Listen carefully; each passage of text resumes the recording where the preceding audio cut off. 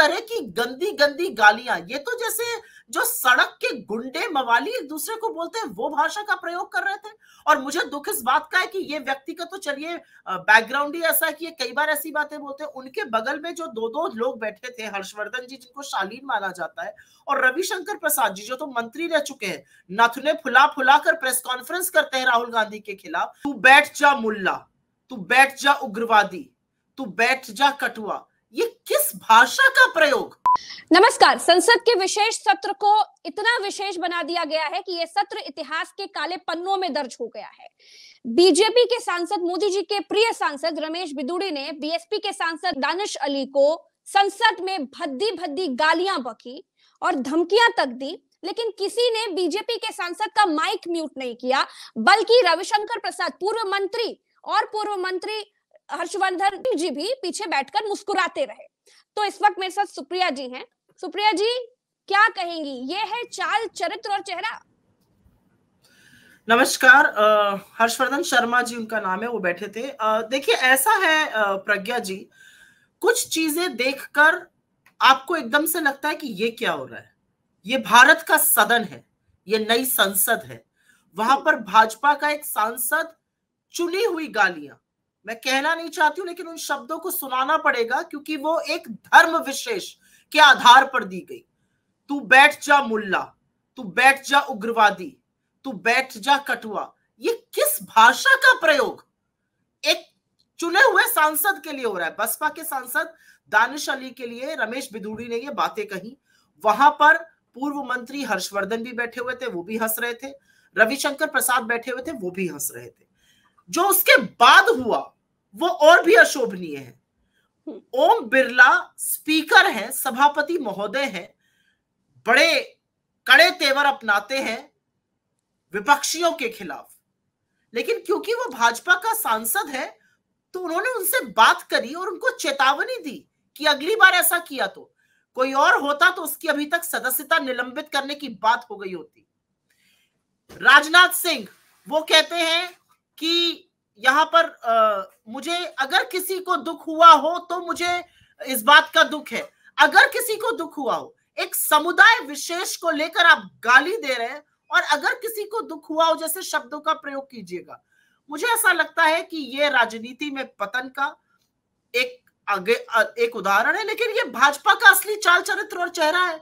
ज्यादा कुछ नहीं कहना चाहूंगी। ये वो महिलाएं हैं जिनके साथ मोदी जी ने कल फोटो खिंचाई महिला आरक्षण बिल पास कराकर। पर आपको पता है सबसे पहला स्पीकर हमारे यहां से डिबेट का उद्घोषण श्रीमती सोनिया गांधी जी ने किया।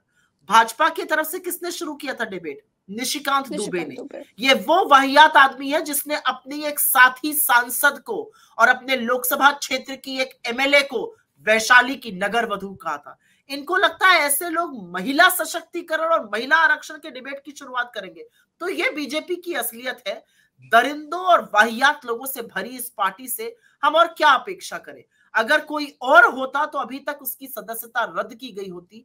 रमेश बिदुड़ी को जैसे छोटे से बच्चे को डांटा गया है, आगे से बेटा ऐसा मत करना, नहीं तो हम तुम्हारे खिलाफ कार्रवाई करेंगे। कार्रवाई अभी करनी चाहिए। नजीर बनाइए कि कोई सांसद ये ना सोचे कि सदन उसके बाप की जागीर है। सांसद ये सोचे कि सदन इस देश में लोकतंत्र का मंदिर है, और जिस आस्था और जिस पवित्रता से हम अपने पूजा के स्थल पर जाते हैं, वैसे ही भारत के सदन का सम्मान होना चाहिए। सुप्रिया जी, देश में जो भगौड़े देश का पैसा लूट करके जो भाग गए देश से, उन लोगों को, जैसे राहुल गांधी ने जो बात कह दिया था सारे मोदी चोर क्यों होते हैं, तो उनके इस भाषण से सारे ओबीसी समुदाय का अपमान हुआ, कार्रवाई भी हुई। लेकिन रमेश बिदुड़ी ने जिस तरह से जातिगत गालियां दी, भद्दी भद्दे आरोप लगाए, धमकी तक दी, उसके बाद उनके ऊपर कार्रवाई क्यों नहीं हुई? इसके पीछे सबसे बड़ा कारण क्या लगता है आपको? कि वो मोदी जी की आंखों के तारे हैं, वो मोदी जी के चहेते हैं, उनके कहने पर वो गालियां देते हैं। और ये गालियां भी इसलिए दी गई जिससे कि जो ओबीसी के आरक्षण के मुद्दे पर हमने सरकार को घेरा है उससे ध्यान बट जाए। लेकिन इस प्रोसेस में भाजपा ने अपना असली चाल, चरित्र और चेहरा दिखा दिया।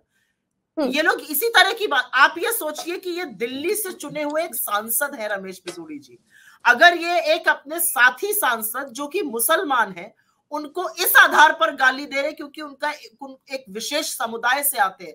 आप जब किसी को उग्रवादी, मुल्ला, कटवा, आतंकवादी कह रहे हैं, आप क्यों कह रहे हैं? आप उनके समुदाय के विशेष पर बात कर रहे हैं। इनके क्षेत्र में मुसलमान कितने असुरक्षित होंगे, इस बात का अंदाजा आप इसी से लगा लीजिए कि ये भारत की सदन में अपने ही जितने चुने हुए एक सांसद को ऐसी गालियां दे रहे हैं और इनके खिलाफ कोई कार्रवाई नहीं है। सुप्रिया जी, आपने तो पत्रकारिता में भी बहुत लंबा समय दिया है। संसद में गोले चले, कागज के गोले चले, बहुत लड़ाइयां हुई, नोक-झोंक हुई, बहुत कुछ हुआ, लेकिन कभी भी आपने इस तरह की गालियां सुनी संसद में? नहीं।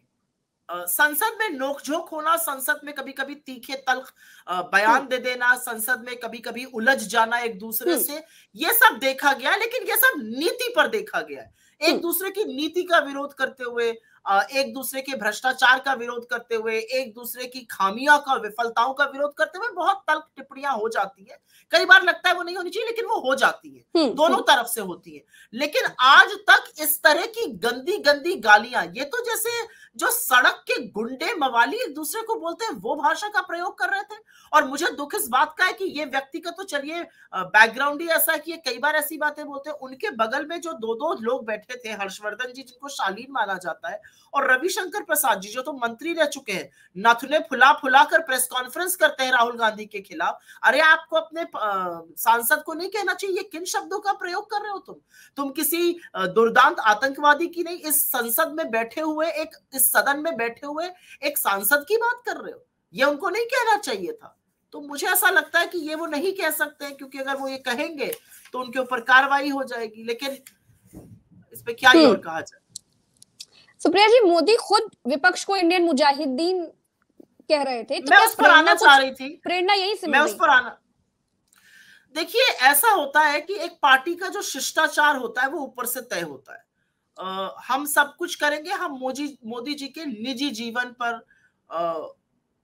उनके विवाह पर, उनकी पत्नी पर, उनकी माँ पर हम टिप्पणी नहीं करते, क्योंकि हमें लगता है कि ये संस्कार हमें हमारी लीडरशिप देती है। आपने कभी नहीं सुना होगा राहुल जी को या सोनिया जी को उनके परिवार पर टिप्पणी करते हुए। मोदी ऐसा काम करते हैं। मोदी ने इस देश की उस महिला को, जिसने इस देश में अपने पति का वैधव्य झेलते हुए ज्यादा वर्ष बिता दिए बजाय ब्याहता रहने के, उसको कांग्रेस की विधवा कहते हैं। मोदी एक माँ को जर्सी गाय कहते हैं। क्या माँ जर्सी गाय होती है? मोदी एक ब्याहता स्त्री को 50 करोड़ की गर्लफ्रेंड कहते हैं। मोदी बंगाल जाकर दीदी ओ दीदी कहते हैं। ऐसी बातें तो आपको पता है कौन सड़कों पे चलने वाले फिरकरी जो कसते हैं वो लड़के करते हैं।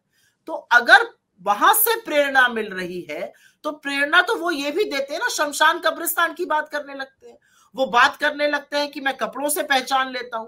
तो जब प्रेरणा वहां से मिल रही है तो उसका एक रूप रमेश बिधूड़ी जी भी है, वही से प्रेरित होकर आते हैं, ऐसी भाषा बोलते हैं।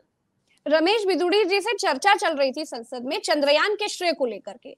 रमेश बिधूड़ी जी ने ये बात कही कि चंद्रयान का श्रेय प्रधानमंत्री मोदी को जाता है। उन्होंने अपने इसी भाषण में, जिसमें संसद में उन्होंने गालियां दी हैं, उसी वक्त पर उन्होंने ये बात भी कही थी कि मोदी को जाता है। तो इतना किस बात की मिर्ची लगे रमेश बिधूड़ी को जो वो इतनी इस निम्न स्तर पर उतर आए?